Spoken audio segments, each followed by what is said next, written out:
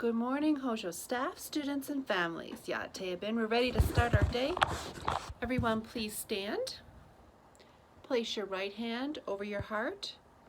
Our voices are off and bodies are still. I pledge allegiance to the flag of the United States of America and to the republic for which it stands, one nation, under God, indivisible, with liberty and justice for all. We, the people of the United States, in order to form a more perfect union, establish justice, ensure domestic tranquility, provide for the common defense, promote the general welfare, and secure the blessings of liberty to ourselves and our posterity, do ordain and establish this Constitution for the United States of America. Good morning, everyone.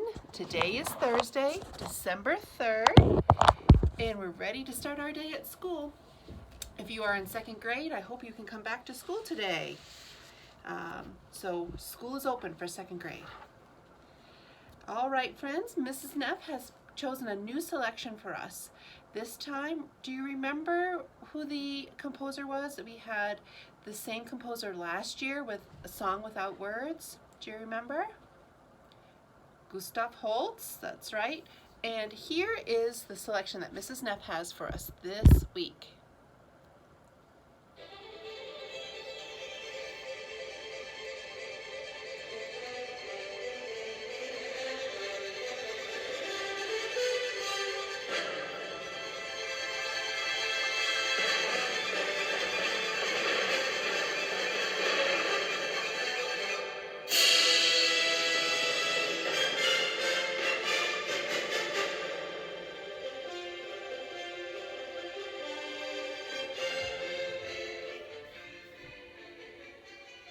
Do you remember?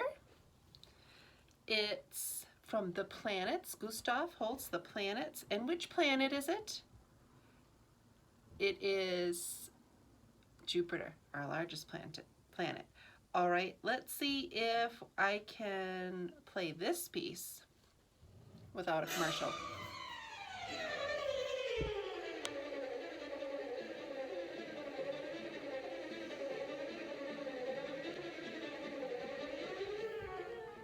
Do you remember?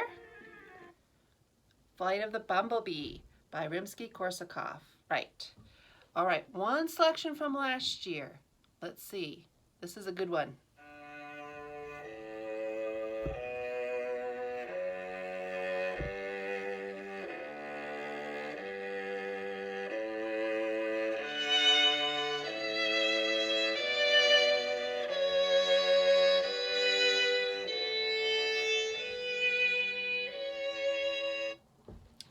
What were we listening to?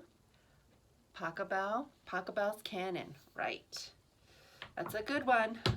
Okay, friends. Our poem this week. Who is our poet that we were listening to?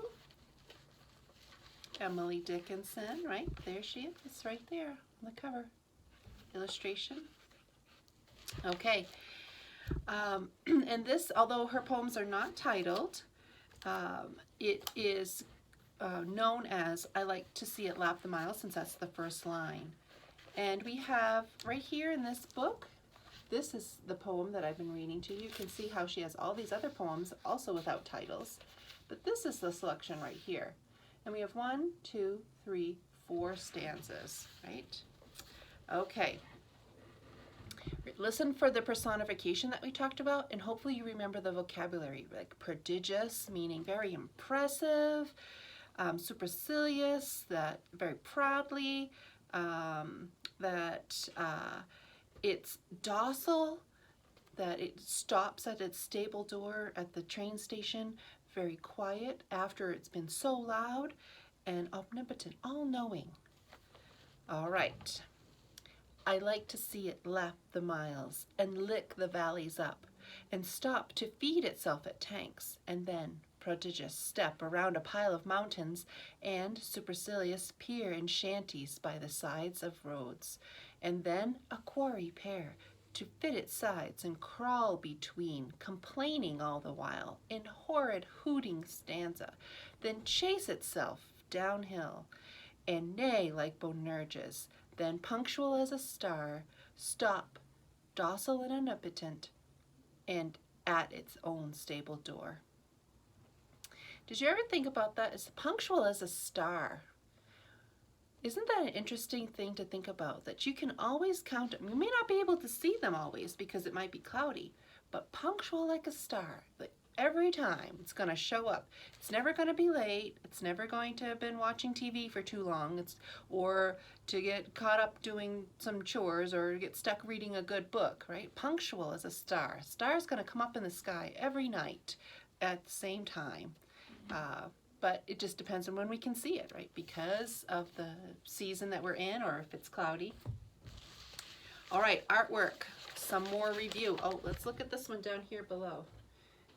From the Renaissance period, who can remember? Sorry about the glare. Do you remember? Rembrandt's Night Watch. Right. We had another big frame over here. How about this one? American Gothic by Grant Wood. Oh, hopefully you get those. When we have your back to school, we have them posted up in the hallways. Hopefully you'll be able to recognize them. How about this one? From my own hometown. Fog Warning by Winslow Homer. We did this one yesterday, remember? Two Sisters by Renoir. And Leonardo da Vinci's Last Supper. Right. Before I forget, there are no birthdays today, so happy unbirthday, everyone. Okay, one piece of architecture. Let's see if we can remember. Do you know this one? Lincoln Memorial. Looking forward to the time when we can go there. When you're 8th to 9th grade, I think will be the fall of your 9th grade year. We'll go see Washington, D.C. and maybe go to the Smithsonian and see some of these pieces of art too.